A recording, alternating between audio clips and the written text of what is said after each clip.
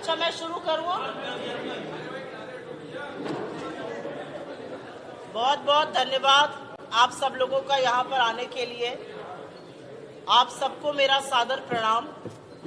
एक बहुत महत्वपूर्ण मुद्दे पर कांग्रेस की 21 महिला नेत्रियां 21 शहरों में, ज्यादातर राज्यों की राजधानी में प्रेस कॉन्फ्रेंस आज कर रही हैं, क्योंकि हमें ऐसा लगता है, अगर आप लोगों से मैं थोड़ी सी शांति की अपील कर सकूं। धन्यवाद। ऐतिहासिक क्षण था देश की आधी आबादी को उनका हक दिलाने का, और कुछ ऐसा प्रतीत होता है कि थाली सजाई गई, व्यंजन लगाए गए, आपके हाथ में कौर भी दे दिया, और जब इस देश की आधी आबादी कौर को मुंह तक लाई, निवाला मुंह तक लाई, तो उससे कहा गया रुक जाओ, अभी इंतजार करो। आप लोग लखनऊ से हैं तो आप कानपुर के ठग्गू के लड्डू के बारे में तो जरूर जानते होंगे, और उनकी जो पंचलाइन है, ऐसा कोई सगा नहीं जिसको हमने ठगा नहीं।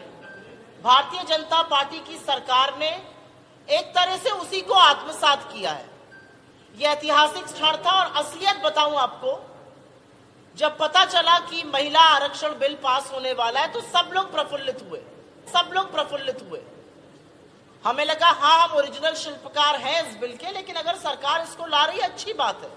देश की आधी आबादी पिछले 27-28 साल से ये लंबी लड़ाई लड़ रही थी, और अब ये क्रियान्वित होगा, अब ये असलियत बनेगा।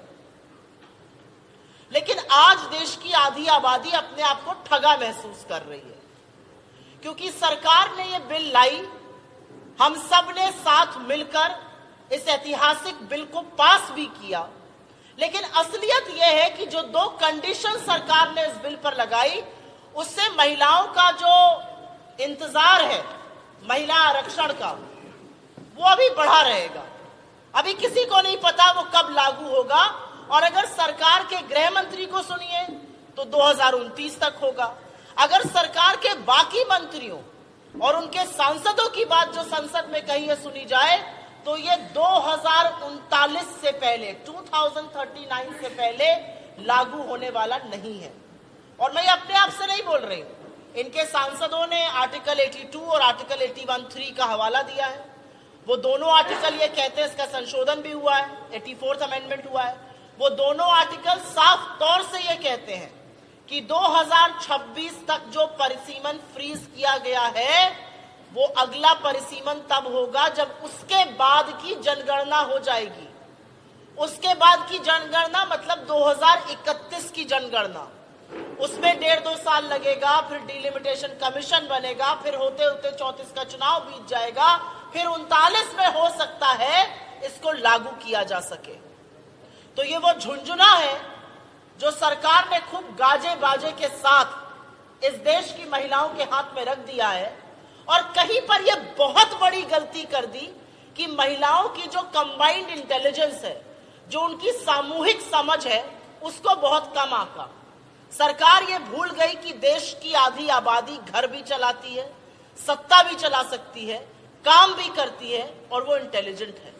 आपने बोला बिल लाएंगे, अभी इंतजार करिए, ये अनिश्चितकालीन इतिहास है कि अगर इंतजार है, अगर ये वाकई में महिला आरक्षण करना चाहते तो तुरंत अभी जो 5 चुनाव होने वाले हैं उसमें, और 2024 के जनरल इलेक्शन में आप महिला आरक्षण लाइए।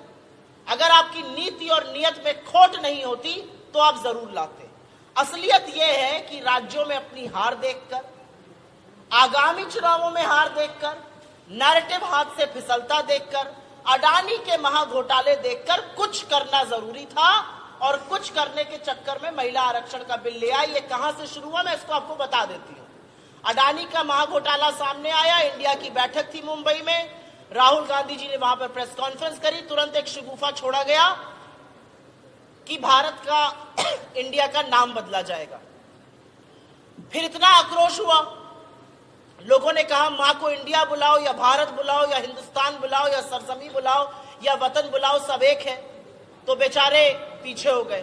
फिर क्या था, आनन फानन में महिला आरक्षण बिल लाएंगे, उस पर कोई चर्चा नहीं, ये बिल स्टैंडिंग कमेटी नहीं भेजा गया, ये सेलेक्ट कमेटी नहीं भेजा गया और ये बिल जो है ऐसे ही इंट्रोड्यूस कर दिया गया, जिसका नतीजा है कि इस बिल के लिए महिलाएं अभी अनिश्चितकालीन इंतजार करेंगी। और इसकी एक और भी बहुत बड़ी त्रुटि ये है कि आज वक्त की मांग है, आज लोगों की मांग है, आज जनता की मांग है कि जातिगत जनगणना हो।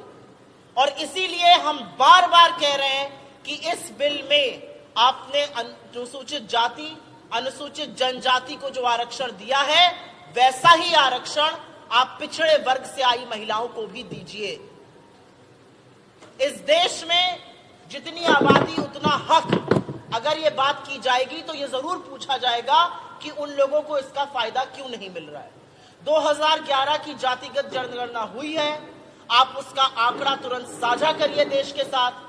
जातिगत जनगणना की मांग इस देश के कोने कोने से हो रही है, वो कीजिए। और ऐसा अगर आप नहीं कर रहे तो आप अपनी दोनों जिम्मेदारियों से मुंह मोड़ रहे हैं और ये जनता देख रही है। यहां पर इतने बड़े कमरे में मुझे लगता है एक अकेली महिला पत्रकार मुझे दिख रही है। मंच पे हम 3 महिलाएं हैं, लेकिन इस देश की आधी आबादी महिला है और वो देख रही है कि उनकी राजनीतिक भागीदारी के लिए, उनके सशक्तिकरण के लिए आपके पास खोखले वादों से ज्यादा दूसरा कुछ नहीं है। ओबीसी की महिलाएं देख रही हैं कि पिछड़े वर्ग के लिए आपके मन में जरा सी संवेदनशीलता। गांधी जी ने एक आंकड़ा दिया पार्लियामेंट में, इस देश के सर्वोच्च पद पर बैठे हुए आईएएस ऑफिसर्स 90 हैं, 90 secretaries in the government of India, और उसमें से मात्र 3 पिछड़े वर्ग से आते हैं। लोगों की सुनिए तो पिछड़े वर्ग की आबादी शायद 51% से ज्यादा है। और जैसा कि उनका कहना है, अगर पैर में चोट लगी है, हड्डी टूटी है कि नहीं टूटी है, उसका पता आपको एक्सरे कराकर चलेगा। और जातिगत जनगणना वही एक्सरे है जो सरकार कराने से चूक रही है। मैं एक बात और कहूंगी, और यह बात यहां पर कहनी जरूरी है। हमने इस बिल को समर्थित किया, पूरा बिना शर्त के समर्थन दिया, और इसलिए दिया क्योंकि आधी आबादी की इस लड़ाई में सबसे आगे कांग्रेस पार्टी खड़ी है। और मैं लोगों की जानकारी के लिए आपके माध्यम से बता दूं, आज कहने वाले कुछ भी कहें, आज कहने वाले बड़ी बड़ी तस्वीरें लगाएं, आज कहने वाले गाजे बाजे के साथ महिला सशक्तिकरण की बात करें, लेकिन भारतीय जनता पार्टी के 4 नेताओं ने 1989 में जब राजीव गांधी जी महिला आरक्षण पंचायती राज में हो इसका बिल लेकर आए तो लोकसभा में वो पारित हुआ, राज्यसभा में 7 वोटों से गिर गया। और उन 7 वोटों में से उस बिल को गिराने वाले 4 वोट लाल कृष्ण आडवाणी जी के, अटल बिहारी वाजपेयी जी के, जसवंत सिंह जी के और राम जेठमलानी जी के थे। तो महिला विरोध से महिला आरक्षण तक ये आए, अच्छा सफर इन्होंने तय किया, लेकिन अब मन का खोट निकालें, नियत का खोट निकालें और इसको तुरंत दें, महिलाओं के हाथ में झुंझुना देकर उनकी तौहीन न करें।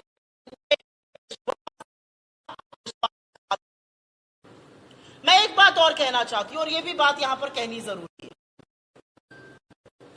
कांग्रेस ने समर्थन किया इस बिल का, भारतीय जनता पार्टी कहती है उनकी बहुत सारी महिला सांसद हैं, सही भी है, कुछ लोगों ने वहां पर खड़े होकर फोटो भी खिंचाई।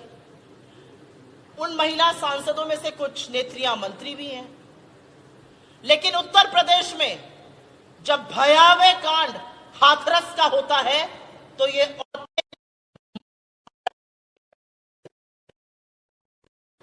जब लखीमपुर में एक निर्वाचित महिला की साड़ी का चीरहरण होता है तो ये महिलाएं मौन रहती हैं, ये महिला सांसद। जब शाहजहांपुर में चिन्मयानंद पे यौन शोषण का आरोप लगता है तो ये महिलाएं चुप रहती हैं, ये महिला सांसद। और इनका नाम लेकर इसलिए बोल रही हूं क्योंकि ये इस देश में सबसे सशक्त, सबसे पावरफुल महिलाओं में से कुछ है। ये महिलाएं तब चुप रहती है जब सदन से 500 मीटर की दूरी पर इस देश की सबसे होनहार बेटियां, जिन्होंने इस देश का मान बढ़ाया, जिन्होंने तिरंगा लहराया, उनको बूटों के तले रौंदा जाता है, वो यौन शोषण का आरोप लगाती हैं। ये महिलाएं चुप रहती हैं। ये महिलाएं मणिपुर के उस भयावह हैवानियत के बाद चुप रहती हैं, तो इनका सदन में बने रहने का मतलब क्या है? जब आधी आबादी की प्रतिनिधियों को चुना जाता है तो सोचा जाता है कि दलगत राजनीति से ऊपर उठकर महिलाओं के साथ जहां पर गलत होगा ये जरूर बोलेंगी। लेकिन इनका मौन, इनकी चुप्पी अंकिता भंडारी के लिए नहीं खुलती उत्तराखंड में, जब भाजपा का एक नेता उसको जिस्म फरोशी के लिए मजबूर करता और फिर हत्या कर देता और सरकार उसके साथ मिलकर सारे सबूत मिटा देती है बुलडोजर चलवाकर। ये चुप रहती है हाथरस पर, लखीमपुर पर, ये चुप रहती है मणिपुर पर, ये वॉट अबाउट नहीं करती है बलात्कार पर। इन महिलाओं का वहां पे फोटो खिंचाने से ज्यादा दूसरा क्या औचित्य है, आप मुझे बताइए। और मैं दो चीजें और कहूंगी और उसके बाद आपके सवालों का स्वागत करूंगी। जब यह महिला आरक्षण बिल पास हो रहा था तो Bharatiya Janata party treasury benches जिसको कहा जाता है, सत्तारूढ़ दल में वो दो लोग बैठे थे जिनको सदन तो छोड़ दीजिए, महिलाओं की आंख में आंख डालने की हैसियत और हिम्मत नहीं है। उसमें से एक व्यक्ति ब्रजभूषण शरण सिंह थे, उत्तर प्रदेश से सांसद, जिनके लिए परसों दिल्ली पुलिस ने हाईकोर्ट में कहा कि महिलाओं के यौन शोषण के लिए उन्होंने एक मौका नहीं छोड़ा। उनको अपनी गोदी में बिठाकर नरेंद्र मोदी महिला सशक्तिकरण की बात कर रहे हैं, महिला आरक्षण की बात कर रहे हैं। और पतन ऐसा हुआ है भारतीय जनता पार्टी का कि जो डिबेट शुरू हुआ महिला आरक्षण पर, वो निशिकांत दुबे ने शुरू किया। एक ऐसा व्यक्ति जिसने अपनी एक साथी सांसद को, अपने साथ की इस सदन की सांसद को, अपने लोकसभा क्षेत्र की एक निर्वाचित महिला विधायक को वैशाली की नगर वधू कहा था। और मुझे लगता है एक महिला होने के नाते मुझे आपको बताना जरूरी नहीं है कि वैशाली की नगर वधू का मतलब क्या होता है। ये भाजपा का पतन कि वैशाली की नगर वधू का मतलब क्या होता है। ये भाजपा का पतन है। तो महिला सशक्तिकरण पर खोखले दावे, खोखले वादे करने वाले ये लोग पहले महिला सशक्तिकरण पर अपनी पार्टी के अंदर उन लोगों को बेदखल करें जो महिलाओं के साथ लगातार अत्याचार करते हुए पाए जाते हैं। मैं आशा करती हूं कि आने वाली महिला सांसदें जब कभी भी आएंगी इस आरक्षण के चलते, वो इन महिला सांसदों की तरह सत्ता की लोलुपता में, सत्ता के सुख में मुंह बंद नहीं करके बैठेंगी, मुंह फेर कर नहीं बैठेंगी, आंखों पर पट्टी नहीं बांधेंगी, बल्कि वाकई में महिला सुरक्षा की, महिला सम्मान की, महिला सशक्तिकरण की बात करेंगी। हमारे समर्थन के बावजूद ऐसे दो मुद्दे हैं जिस पर हम आज भी अडिग हैं, और वो है कि इस तरह से इसको इंतजार नहीं कराना चाहिए था। और दूसरा, ओबीसी आरक्षण पर जातिगत जनगणना की मांग उत्तर प्रदेश से लेकर बिहार, तमिलनाडु, राजस्थान, तमाम जगहों से, तेलंगाना, ऐसी कोई जगह नहीं है, मध्य प्रदेश तक जहां से ये मांग आ रही है। सरकार को ये मांग पर त्वरित कार्रवाई करनी चाहिए। कार्रवाई ना करना दिखाता है कि सरकार इसके बारे में बिल्कुल भी सीरियस नहीं है। बहुत धन्यवाद, आपके सवालों का स्वागत है। एक एक करके बात करेंगे। पहले इस पर सुओ मोटो सवाल का जवाब, पहले मुझे बोलने दीजिए। मैं पहले सुओ मोटो पर जवाब दूंगी, उसके बाद आप लोगों के सवाल का। जी बताइए। 9 मार्च एक बार इनको पूछे फिर आपके पास। राज्यसभा से जब ये बिल पास हुआ था 9 मार्च 2010, उसके बाद आप लोगों ने लोकसभा में क्यों नहीं पेश किया? क्योंकि आपके तो सहयोगी सपा और आरजेडी इसका विरोध कर रहे थे। 9 मार्च 2010 का दिन ऐतिहासिक था। राज्यसभा में यह बिल पारित हुआ। और आपकी जानकारी के लिए बता दूं, राज्यसभा एक परमानेंट हाउस है, उसकी सदस्यता अनवरत चलती रहती है। तो राज्यसभा के पारित बिल को ही अगर सरकार लोकसभा में ले आती तो कोई दिक्कत नहीं थी। बिना कंडीशन के, बिना परिसीमन और जनगणना की कंडीशन लगाए वो बिल पारित हो सकता था। हाँ, हम मानते हैं हम नहीं करा पाए उसको पारित, क्योंकि समन्वय नहीं बन पा रहा था। तब समन्वय नहीं बन पा रहा था। हमारे कुछ घटक दल इस पर समन्वय नहीं बनाने दे रहे थे। 89 में भी तो हम लाए थे महिला सशक्तिकरण के लिए, नहीं पास हो पाया क्योंकि भाजपा ने मिलकर हरा दिया था पंचायती राज में। और आज पंचायती राज के उस सशक्तिकरण का नतीजा है कि इस देश में 15 लाख निर्वाचित महिलाएं हैं। मैं मानती हूं हम नहीं पास करा पाए। आपके पास ब्रूट मेजोरिटी है। आपके जैसा मेजोरिटी इस देश में कम सरकारों को मिली, और आपने उस ब्रूट मेजोरिटी पर इतने प्रचंड बहुमत का आपने ये अवमानना। आप ये चाहते तो 2015 में ला सकते थे और 19 के चुनाव में महिलाओं को 1/3 आरक्षण मिलता। 2016 में सोनिया जी ने पत्र लिखा, 2017 में लिखा, 2018 में लिखा। राहुल जी ने बोला हम बिना शर्त समर्थन देने को तैयार हैं। सरकार इस पर क्यों बैठी रही, ये सवाल सबको पूछना चाहिए। 2010 में हम नहीं पारित कर पाए, हाँ ये हमारी विफलता है, हमारे घटक दल नहीं तैयार हुए, लेकिन आपकी तो प्रचंड बहुमत की सरकार थी, आपको तो किसी की ओर देखना ही नहीं था। आपने 2014 को 2023 सितंबर क्यों बना दिया, सवाल इस बात का भी है। महिला विधेयक पास होने के बाद नरेंद्र मोदी जी को मंच पर महिलाएं आशीर्वाद दे रही थी, फिर ये क्या था?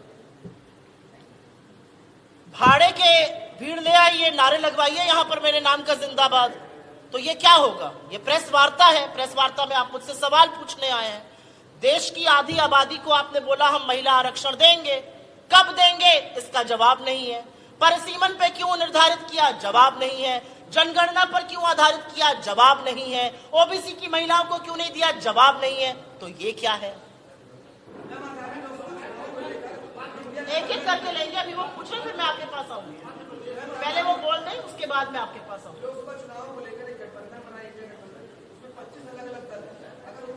25 नहीं 28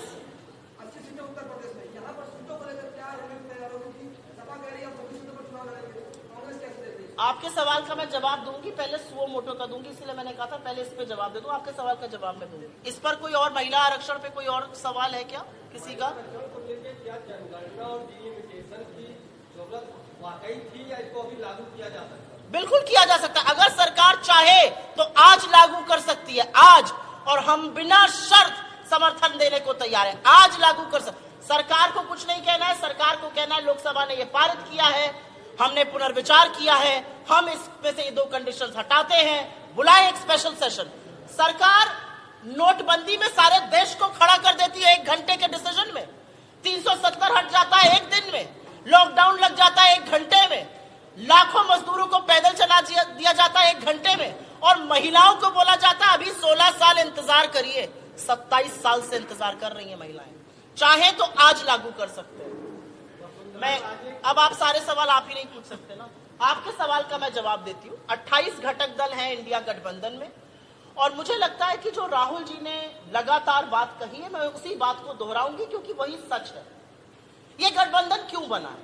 ये गठबंधन इसलिए तो बना नहीं है क्योंकि हमें एक दूसरे की शक्ल पसंद है, या हमें एक दूसरे का खान पान बहुत ज्यादा पसंद है, या हमें एक दूसरे के साथ उठना बैठना पसंद है, बिल्कुल पसंद है।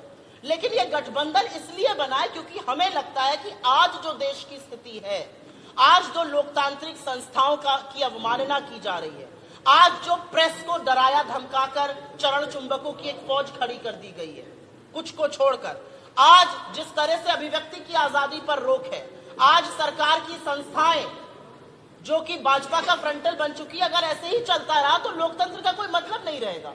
और इसलिए हमें लगता है कि अगर संविधान को सुप्रीम रखना है, सर्वोपरि रखना है, तो मिलकर लड़ाई लड़नी पड़ेगी।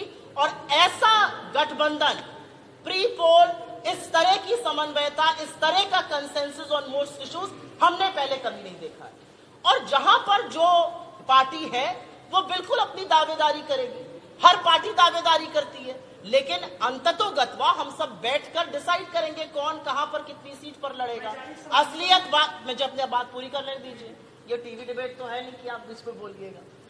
मुझे लगता है अंततोगत्वा हम सब बैठकर निर्धारित करेंगे कि कौन कहां से लड़ेगा। और एक बात यह भी सच है कि इस इंडिया गठबंधन की धुरी कांग्रेस पार्टी है, क्योंकि कन्याकुमारी से कश्मीर और असम से लेकर गुजरात तक अगर एक पार्टी है तो वो हम है।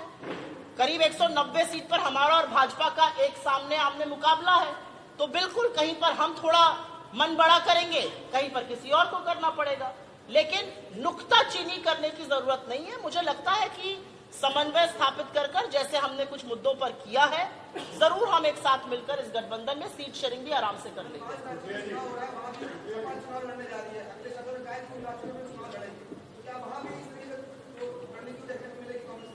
देखिए आगे आगे क्या होता है। मैं अभी आऊंगी आपके पास, अभी रुक जाइए, अभी आऊंगी। वो सवाल पूछ रहे हैं, माइक नहीं है क्या?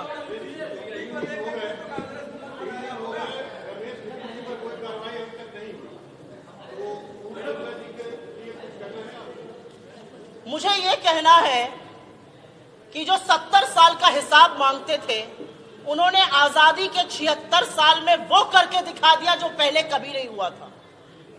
आपके कैसरबाग के चौराहे पर जब दो लड़के, और मैं कहती हूं दो लफंगे लड़ते हैं, तो वो शब्द बोल नहीं सकते जो भारत के सदन में एक सांसद ने दूसरे सांसद के लिए बोले, जो शब्द मैं यहां पर रिपीट नहीं कर सकती हूं, जो शब्द धार्मिक धर्म के आधार पर गंदी भद्दी गालियां थी। क्या किया भारतीय जनता पार्टी ने? 15 दिन का एक शोकॉज नोटिस इशू किया है। और क्या किया लोकसभा के स्पीकर ने? सभापति महोदय सभा का एक तरह से कस्टोडियन होते हैं। अगर विपक्ष का सांसद थोड़ी गहरी सांस ले ले तो उसका निलंबन हो जाएगा। लेकिन इतनी बड़ी बात, ये हेट स्पीच थी, कहने के बाद रमेश बिधूड़ी के खिलाफ कुछ नहीं हुआ। और सबसे बुरा मुझे तब लगा, रमेश बिधूड़ी तो चलिए बड़े बददिमाग आदमी हैं, उनके बगल में बैठे हुए दो पूर्व मंत्री ऐसे अट्टहास कर रहे थे कि क्या चुटकुला मारा है रमेश बिधूड़ी ने। ये देश का संसद है, ये मान्यताओं से, मर्यादा से, गरिमा से चलता है। यहां पर इतनी गंदी गालियां देने वाले भाजपाइयों को, और कवर फेंस कौन दे रहा है? उनके पक्ष में कौन दो लोग लिख रहे हैं? एक है हमारे गोरखपुर के माननीय सांसद, जिनको परसों तक अनंतनाग में शहादत हो गई हमारे लोगों की, वो पता नहीं था, वो उसका मखौल बना रहे थे। और एक है मिस्टर दुबे, जो अपनी महिला साथियों को वैशाली की नगर वधू कहते हैं। तो इस पर मैं जितना कम बोलूं उतना अच्छा है। लेकिन भारत के सदन ने इससे ज्यादा घटिया व्यवहार शायद पहले कभी नहीं देखा। मैं सारे सवाल लूंगी, मैं कहीं जा नहीं रही हूं, वो पूछ रहे हैं सवाल।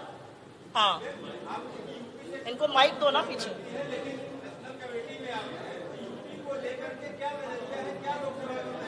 अभी बात करूंगी यूपी पे, पूछिए अपना सवाल।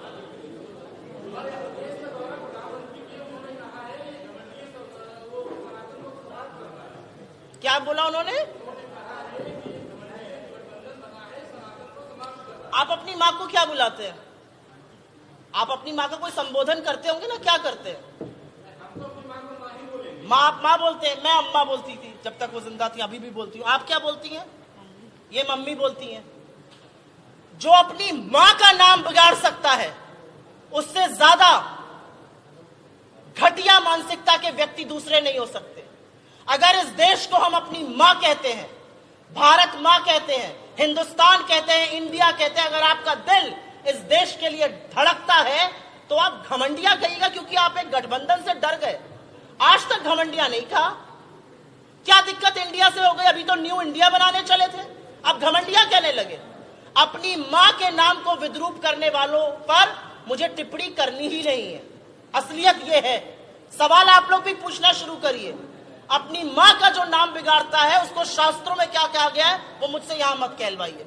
आपने यूपी की राजनीति पर मुझसे सवाल पूछा, मैंने उनका जवाब बड़े विस्तृत तौर पर दिया है। नहीं, अभी तो मैं जवाब दे रही हूँ, अभी मैं आपसे बात नहीं करूंगी, मैं उनका जवाब दे रही हूँ। माइक प्लीज दे लीजिए, जैसे बीच में बोलेंगे तो दिक्कत होगी।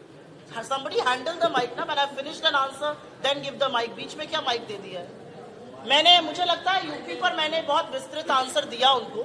मुझे लगता है यूपी ही नहीं, कहीं पर भी गठबंधन का जो प्रारूप है, कहीं पर भी गठबंधन की जो सीट शेयरिंग है, वो जैसे जैसे चुनाव समीप आएगा वैसे होगा।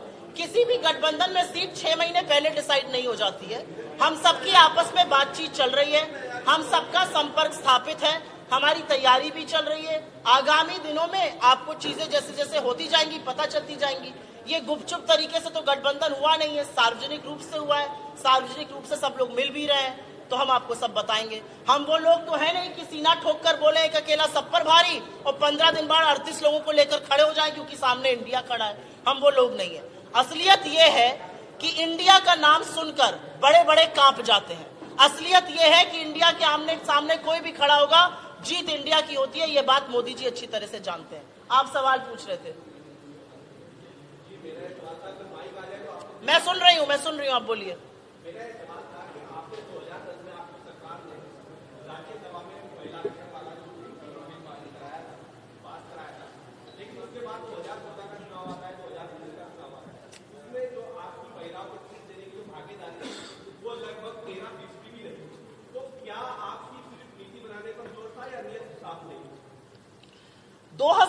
के चुनावों का आंकड़ा आपको दे देती हूं। 2019 में टीएमसी ने, ये सच बात है, 37% टिकट महिलाओं को दिया। उसके बाद 14% लेफ्ट की पार्टीज ने महिलाओं को दिया, तीसरे नंबर पर कांग्रेस पार्टी थी जिसने महिलाओं को टिकट दिया, और चौथे नंबर पर भारतीय जनता पार्टी थी। तो अगर आप नंबर से भी देखिए तो हमने भारतीय जनता पार्टी से ज्यादा टिकट दिया। हम लोग उत्तर प्रदेश में बैठ के बात कर रहे हैं। सर ये टीवी डिबेट नहीं है, आप बीच में मत बोलिए। आपने मुझसे सवाल पूछा है, मैं जवाब दूंगी।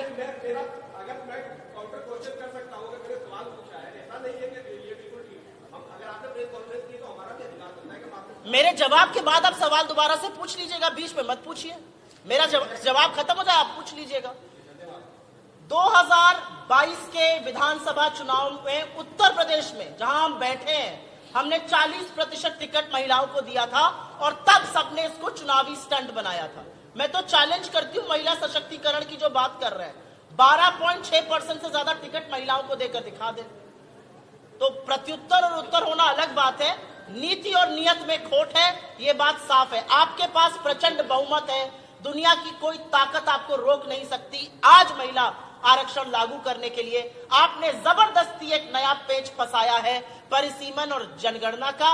असलियत यह है कि जनगणना 2021 की उसकी सुई की नोक नहीं हिली है, तो आप 31 की जनगणना कम कराइएगा, किसी को नहीं पता है। सवाल यह है कि भारतीय जनता पार्टी की केंद्र सरकार ने यह झुंझुना महिलाओं को क्यों दिया। बाकी सारे प्रश्न जो है वो बेमानी हो जाते हैं इसके सामने। तो क्या कांग्रेस लोकसभा चुनाव 2024 में 33% टिकट देने जा रही है महिलाओं को? हम आपको ये विश्वास दिला सकते हैं कि हम भारतीय जनता पार्टी से ज्यादा टिकट इस बार भी देंगे।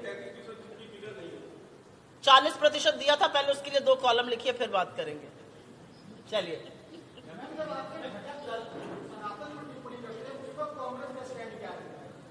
कोई स्टैंड नहीं रहता है।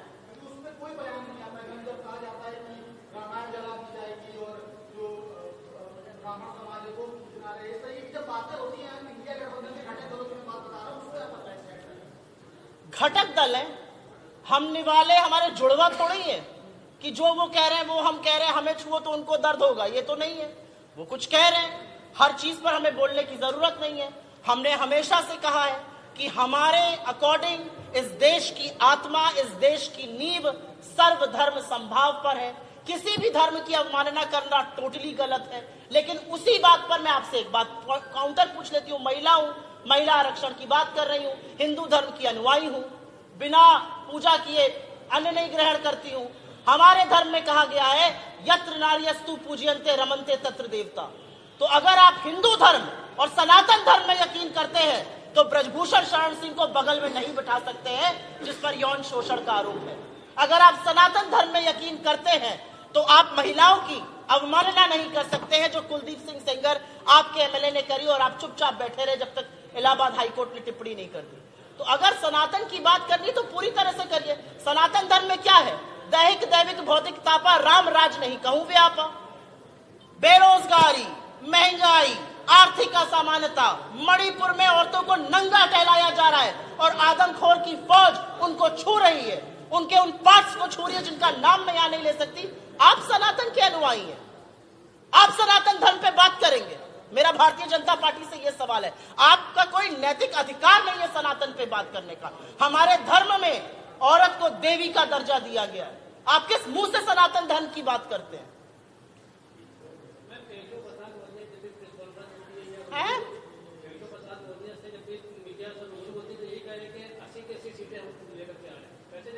अपनी ही हार गए थे, पहले उसी की सुनिश्चितता दे देते।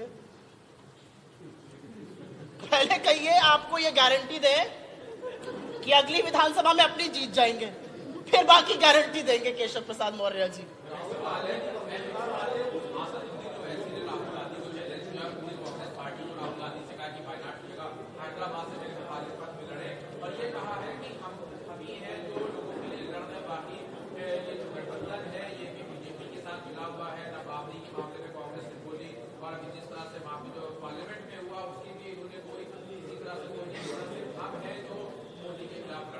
ऐसा कोई घटक दल नहीं है इंडिया का जिसके खिलाफ सरकार की ईडी, सरकार की सीबीआई, सरकार की इनकम टैक्स न जाती हो। असीदुद्दीन ओवैसी जी कौन से गंगा जल से नहा के सुबह तैयार होते हैं, उनके खिलाफ कोई संस्था नहीं जाती, उनके खिलाफ कोई केस नहीं होता। वो कुछ भी बोल दे, उनके खिलाफ एफआईआर दर्ज नहीं होती। तो कौन किसकी बी टीम है वो देश और दुनिया जानती है। तेलंगाना में चुनाव नहीं लड़ेंगे, बिहार और उत्तर प्रदेश आके चुनाव लड़ेंगे। किसका राजनीतिक फायदा कराने आते हैं ये आप लोग मुझसे बेहतर जानते हैं, क्यों मेरा मुंह खुलवाना चाहते हैं।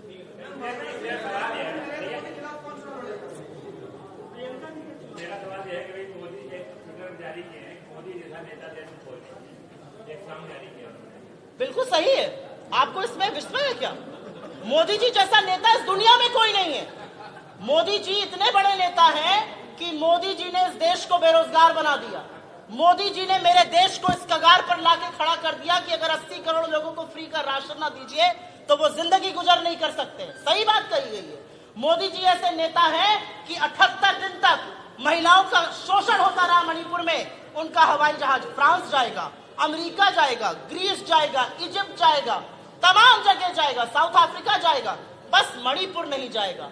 मोदी जी ऐसे नेता हैं कि ब्रजभूषण शरण सिंह को अपनी गोदी में बिठाकर महिला आरक्षण और महिला सशक्तिकरण की बात करते हैं। जिन लड़कियों को अपने घर की बेटी कहा था उनकी टोह लेने नहीं जाते। बिल्कुल सही है, मोदी जी ऐसा कोई नेता नहीं है। मोदी जी एक ऐसे नेता हैं जो देशवासियों को कभी गले लगाते नजर नहीं आएंगे।